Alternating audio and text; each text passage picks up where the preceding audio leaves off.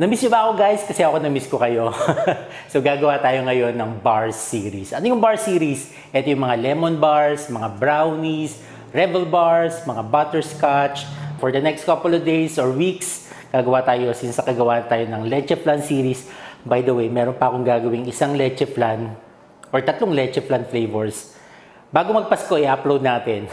Nabili ko na ingredients and gagawin natin yan, I promise. Pero for now, dito muna tayo sa bar series natin.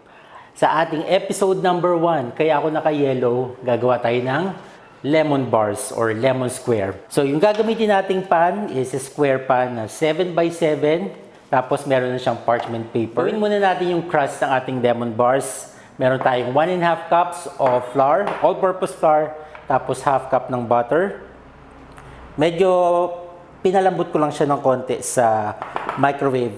Doesn't matter kung room temperature, kung cold butter or melted butter. Basta kailangan mahalo lang siya sa ating flour. Tapos lalagyan ko siya ng lemon zest. 1 tablespoon of lemon zest, konting salt, and then 1/4 cup ng sugar. Tapos i-mix lang natin. You can use your hand or mixer. Gamitin na lang natin yung kamay natin. Ang kailangan ma-achieve natin para siyang buhangin or parang dinurog na pulveron.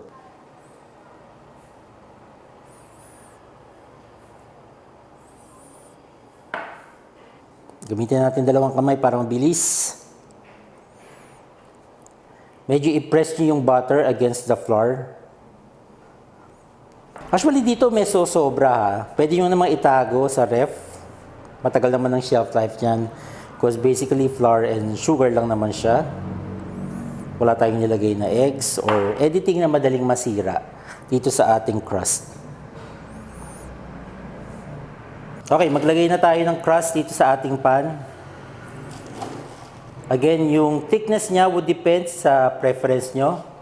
Ako gusto ko nung sakto lang siya, hindi siya makapal, hindi rin siya manipis.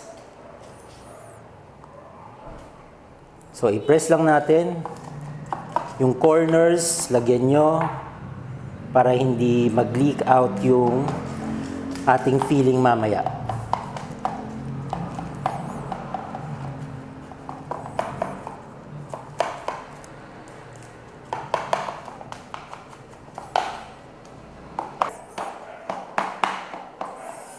Alright, ready na yung ating crust. Yung oven ko, preheated na siya 175 degrees and i-bake natin to for 20 minutes. And then after that, papalamigin lang ng konti, tapos gagawin na natin yung lemon filling natin for the lemon bars. So balik tayo pag okay na to. So after 20 minutes, nabake na yung ating crust para sa ating lemon bars. Palamigin lang completely, tapos gagawin na natin yung filling for the lemon bars. Dito meron akong 4 eggs. Better kung meron kayong makitang egg yolks or eggs na yung yolk niya is yellow talaga para makulay talaga na parang lemon. Ito kasi pangatlong batch ko na to ng itlog na binili. And puro orange talaga yung yolk niya. So wala tayong choice, gamitin pa rin natin. Tapos lagyan natin ng 1 cup and 2 tablespoons of sugar. I-mix lang natin para somehow ma-dissolve yung sugar. And then 1 tablespoon ng lemon zest. Tapos 1/4 cup ng lemon juice. So mix lang natin and then 1/4 cup ng all-purpose flour. So mix lang natin until ma-dissolve yung flour natin. And wala na mga traces of flour dito sa ating mixture.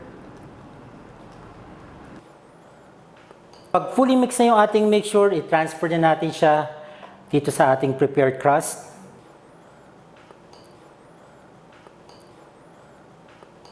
So ready natin siyang i-bake yung oven natin na preheatan natin at 175 degrees Celsius and then i-bake natin to for 40 to 45 minutes. Okay, na-bake na natin yung ating lemon bars. Ayan na siya. Pinalamig ko na ng konti, nilagay ko sa freezer para mabilis lumamig. So titikman na natin guys. Tanggalin na natin sa pan.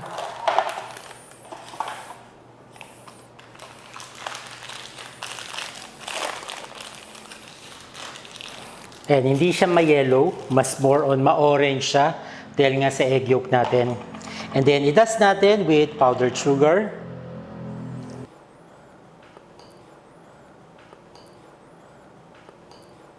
Cut na natin. Try tayo ng isang slice.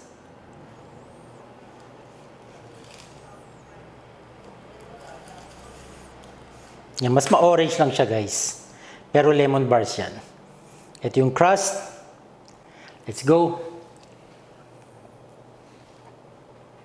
Ang sarap niya. Balance na balance yung asim matamis ng lemon bars. Hindi siya overly sweet. May tamis siya, hindi ko sasabihin hindi matamis. May tamis siya, syempre para ma-counteract yung asim dito sa lemon. Pero perfect balance siya. Ang sarap ng crust, kakaibang texture. What can I say? Masarap siya. Hindi siya nakakaumay.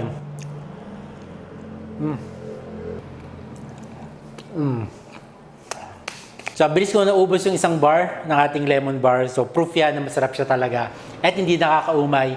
Hindi sobrang tamis. Saktong-sakto lang. Tama-tama sa asim ng lemon. So, sa mga darating na araw guys, abangan nyo yung mga recipes pa natin gagawin dito sa ating bars series. Alright, so yun lang. Advance Merry Christmas and hope to see you next time. Bye-bye guys.